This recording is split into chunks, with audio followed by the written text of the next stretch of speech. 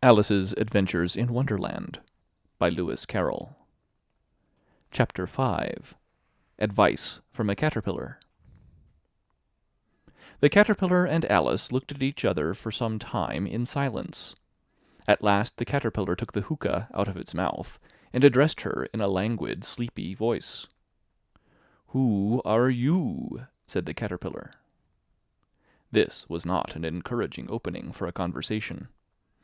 Alice replied, rather shyly, I hardly know, sir, just at present. At least, I know who I was when I got up this morning, but I think I must have been changed several times since then." "What do you mean by that?" said the caterpillar sternly. "Explain yourself." "I can't explain myself, I'm afraid, sir," said Alice, "because I'm not myself, you see." "I don't see," said the caterpillar. "I'm afraid I can't put it more clearly," Alice replied, very politely, "for I can't understand it myself to begin with, and being so many different sizes in a day is very confusing." "It isn't," said the caterpillar. "Well, perhaps you haven't found it so yet," said Alice. "But when you have to turn into a chrysalis, you will some day, you know, and then after that into a butterfly, I should think you'll feel it a little queer, won't you?" "Not a bit," said the caterpillar. "Well, perhaps your feelings may be different," said Alice. "All I know is, it would feel very queer to me." "You?" said the caterpillar contemptuously. "Who are you?" Which brought them back again to the beginning of the conversation. Alice felt a little irritated at the caterpillar's making such very short remarks, and she drew herself up and said, very gravely, "I think you ought to tell me who you are first." "Why?" said the caterpillar. Here was another puzzling question, and as Alice could not think of any good reason, and as the caterpillar seemed to be in a very unpleasant state of mind, she turned away. "Come back," the caterpillar called after her. "I've something important to say." This sounded promising, certainly. Alice turned and came back again. "Keep your temper," said the caterpillar. "Is that all?" said Alice, swallowing down her anger as well as she could. "No," said the caterpillar. Alice thought she might as well wait, as she had nothing else to do, and perhaps after all it might tell her something worth hearing. For some minutes it puffed away without speaking, but at last it unfolded its arms, took the hookah out of its mouth again, and said, "So you think you're changed, do you?" "I'm afraid I am, sir," said Alice. "I can't remember things as I used, and I don't keep the same size for 10 minutes together." "Can't remember what things?" said the caterpillar. "Well, I've tried to say, 'How doth the little busy bee?' but it all came different," Alice replied in a very melancholy voice. "Repeat, 'Your old Father William,'" said the caterpillar. Alice folded her hands and began. "You are old, Father William," the young man said, "and your hair has become very white. And yet you incessantly stand on your head. Do you think, at your age, it is right?" "In my youth," Father William replied to his son, "I feared it might injure the brain. But now that I'm perfectly sure I have none, why, I do it again and again." "You are old," said the youth, as I mentioned before, "and have grown most uncommonly fat. Yet you turned a back somersault in at the door. Pray, what is the reason of that?" "In my youth," said the sage, as he shook his grey locks, "I kept all my limbs very supple, by the use of this ointment, 1 shilling the box. Allow me to sell you a couple?" "You are old," said the youth, "and your jaws are too weak for anything tougher than suet. Yet you finished the goose, with the bones and the beak. Pray, how did you manage to do it?" "In my youth," said his father, "I took to the law, and argued each case with my wife, and the muscular strength which it gave to my jaw has lasted the rest of my life." "You are old," said the youth, "one would hardly suppose that your eye was as steady as ever. Yet you balanced an eel on the end of your nose. What made you so awfully clever?" "I have answered 3 questions, and that is enough," said his father. "Don't give yourself airs. Do you think I can listen all day to such stuff? Be off, or I'll kick you downstairs." "That is not said right," said the caterpillar. Not quite right, I'm afraid, said Alice, timidly. Some of the words have got altered. It is wrong from beginning to end, said the caterpillar decidedly, and there was silence for some minutes. The caterpillar was the first to speak. What size do you want to be? It asked. Oh, I'm not particular as to size, Alice hastily replied.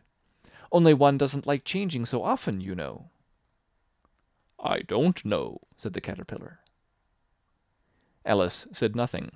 She had never been so much contradicted in her life before, and she felt that she was losing her temper. Are you content now? Said the caterpillar. Well, I should like to be a little larger, sir, if you wouldn't mind, said Alice. 3 inches is such a wretched height to be. It is a very good height indeed, said the caterpillar angrily, rearing itself upright as it spoke. It was exactly 3 inches high. But I'm not used to it, pleaded poor Alice in a piteous tone. And she thought to herself, I wish the creatures wouldn't be so easily offended. You'll get used to it in time, said the caterpillar, and it put the hookah into its mouth and began smoking again. This time Alice waited patiently until it chose to speak again. In a minute or two the caterpillar took the hookah out of its mouth, and yawned once or twice, and shook itself. Then it got down off the mushroom, and crawled away in the grass, merely remarking as it went, One side will make you grow taller, and the other side will make you grow shorter. One side of what? The other side of what? Thought Alice to herself. Of the mushroom, said the caterpillar, just as if she had asked it aloud, and in another moment it was out of sight. Alice remained looking thoughtfully at the mushroom for a minute, trying to make out which were the 2 sides of it, and as it was perfectly round, she found this a very difficult question. However, at last she stretched her arms round it as far as they would go, and broke off a bit of the edge with each hand. And now, which is which? She said to herself, and nibbled a little of the right-hand bit to try the effect. The next moment she felt a violent blow underneath her chin. It had struck her foot. She was a good deal frightened by this very sudden change, but she felt that there was no time to be lost, as she was shrinking rapidly. So she set to work at once to eat some of the other bit. Her chin was pressed so closely against her foot that there was hardly room to open her mouth, but she did it at last, and managed to swallow a morsel of the left-hand bit. Come, my head's free at last, said Alice in a tone of delight, which changed into alarm in another moment, when she found that her shoulders were nowhere to be found. All she could see, when she looked down, was an immense length of neck, which seemed to rise like a stalk out of a sea of green leaves that lay far below her. What can all that green stuff be? Said Alice. And where have my shoulders got to?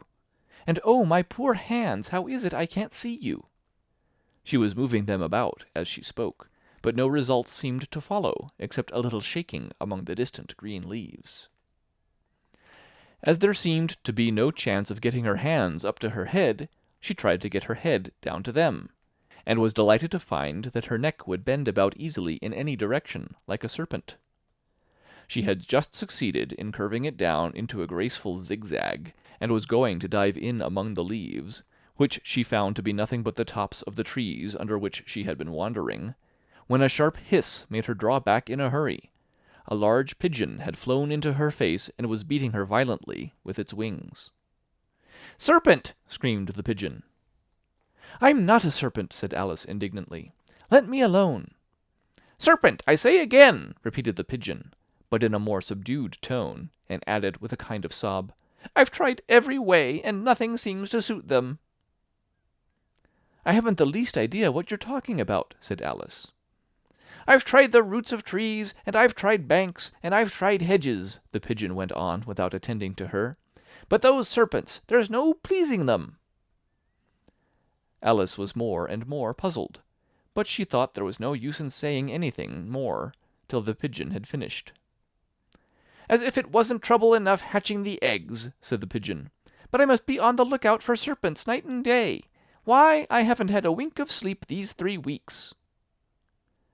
"I'm very sorry you've been annoyed," said Alice, who was beginning to see its meaning. "And just as I'd taken the highest tree in the wood," continued the pigeon, raising its voice to a shriek, "and just as I was thinking I should be free of them at last, they must needs come wriggling down from the sky. Ugh, serpent!" "But I'm not a serpent, I tell you," said Alice. I'm a... "Well, what are you?" said the pigeon. "I can see you're trying to invent something." I'm a little girl," said Alice, rather doubtfully, as she remembered the number of changes she had gone through that day. "A likely story indeed," said the pigeon in a tone of the deepest contempt. "I've seen a good many little girls in my time, but never one with such a neck as that. No, no, you're a serpent, and there's no use denying it. I suppose you'll be telling me next that you have never tasted an egg." "I have tasted eggs, certainly," said Alice, who was a very truthful child. "But little girls eat eggs quite as much as serpents do, you know." "I don't believe it," said the pigeon. "But if they do, why then they're a kind of serpent, that's all I can say." This was such a new idea to Alice that she was quite silent for a minute or two, which gave the pigeon the opportunity of adding, "You're looking for eggs, I know that well enough, and what does it matter to me whether you're a little girl or a serpent?" "It matters a good deal to me," said Alice hastily, "but I'm not looking for eggs as it happens, and if I was, I shouldn't want yours. I don't like them raw." "Well, be off then," said the pigeon in a sulky tone, as it settled down again into its nest. Alice crouched down among the trees as well as she could, for her neck kept getting entangled among the branches, and every now and then she had to stop and untwist it. After a while, she remembered that she still held the pieces of mushroom in her hands, and she set to work very carefully, nibbling first at one and then at the other, and growing sometimes taller and sometimes shorter, until she had succeeded in bringing herself down to her usual height. It was so long since she had been anything near the right size that it felt quite strange at first, but she got used to it in a few minutes, and began talking to herself as usual. "Come, there's half my plan done now. How puzzling all these changes are! I'm never sure what I'm going to be from one minute to another. However, I've got back to my right size. The next thing is to get into that beautiful garden. How is that to be done, I wonder?" As she said this, she came suddenly upon an open place, with a little house in it about 4 feet high. "Whoever lives there," thought Alice, "it'll never do to come upon them this size. Why, I should frighten them out of their wits." So she began nibbling at the right-hand bit again, and did not venture to go near the house till she had brought herself down to 9 inches high. End of Chapter 5.